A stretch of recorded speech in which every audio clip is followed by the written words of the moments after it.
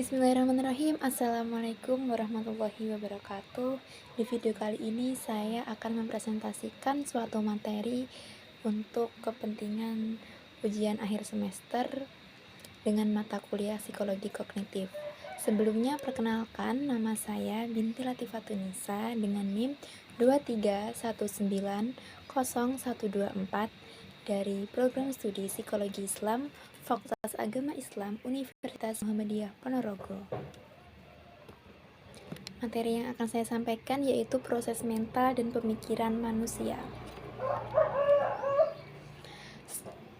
Pendahuluan terlebih dahulu, secara linguistik, kognitif berasal dari kata lain cogiter yang berarti berpikir.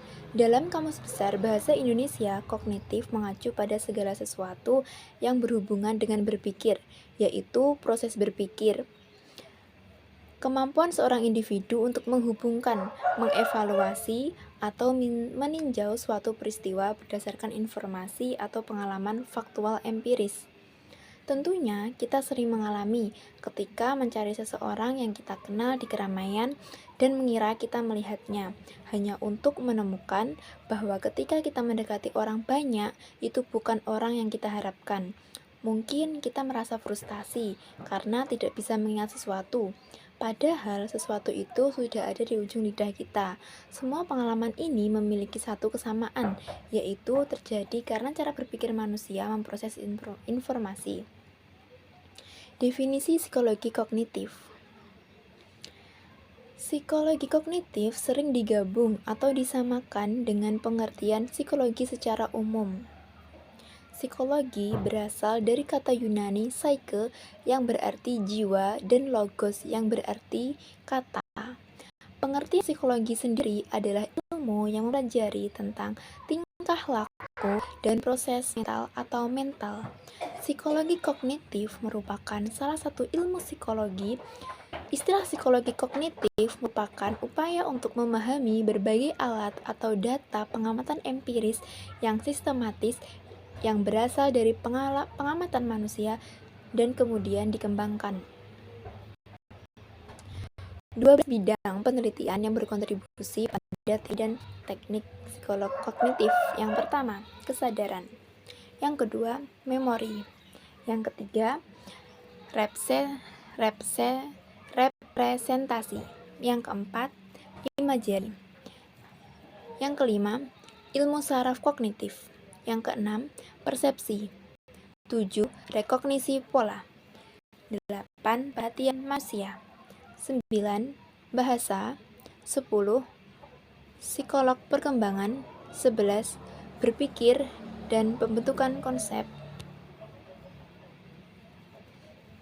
Yang terakhir, yang ke-12, kecerdasan manusia dan artifisial. Memasuki dasar awal kognitif, penginderaan, persepsi, dan belajar. Yang pertama, awal penginderaan dan persepsi. Sensasi adalah persepsi terhadap stimulus sensorik, sedangkan persepsi adalah interpretasi dari apa yang telah diterima oleh indera. 2. Proses dasar belajar. Belajar adalah konsep sederhana dengan makna yang kompleks.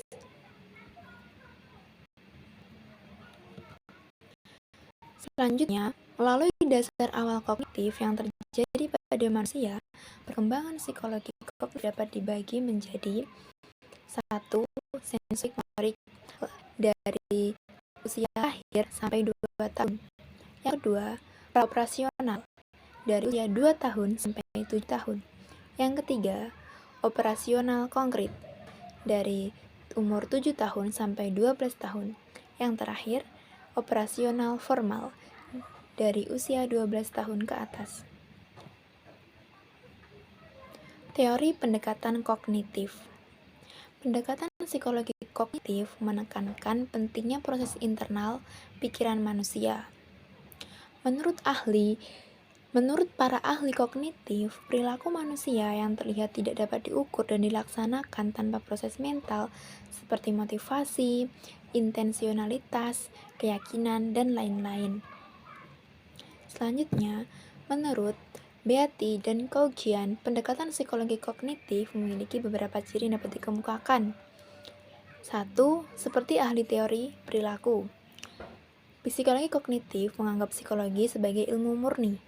2. Ahli teori behavioristik memprioritaskan perilaku manusia.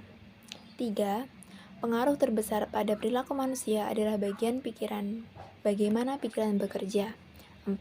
Seperti komputer, kita mempengaruhi cara kerja otak kita sebagai perangkat keras dan bagaimana kita diprogram oleh pengalaman. Selanjutnya, hubungan emosi dan kognitif. Emosi juga dapat dikaitkan dengan subjek dan dalam hal ini ada dua cara agar subjek normal dapat mengalami keadaan sementara. Dari rangsangan emosional, temporary state of emotional arousal atau subjek dapat mengalami rangsangan dan pengobatan emosional yang kronis, emosi, yang merupakan keadaan dan sifat pada subjek dapat mempengaruhi proses kognitif. Efek yang paling jelas terlihat pada subjek yang memiliki keduanya, yaitu orang yang pekerja emosional kronis yang mengalami gairah emosional akut. Pemrosesan kognitif umumnya kurang efektif pada orang dengan gangguan emosional atau dalam keadaan terangsang. Selanjutnya yang terakhir, kesimpulan. Psikologi kognitif merupakan salah satu ilmu psikologi. Istilah psikologi kognitif sendiri merupakan upaya untuk memahami berbagai bentuk sarana empiris yang sistematis dari pengamatan manusia, yang kemudian dibangun menjadi teori-teori. Psikologi kognitif berkaitan dengan proses persepsi informasi, pemahaman, proses berpikir, dan pemecahan masalah. Sekian video dari saya, kurang lebihnya mohon maaf. Akhirul kalam, wassalamualaikum warahmatullahi wabarakatuh.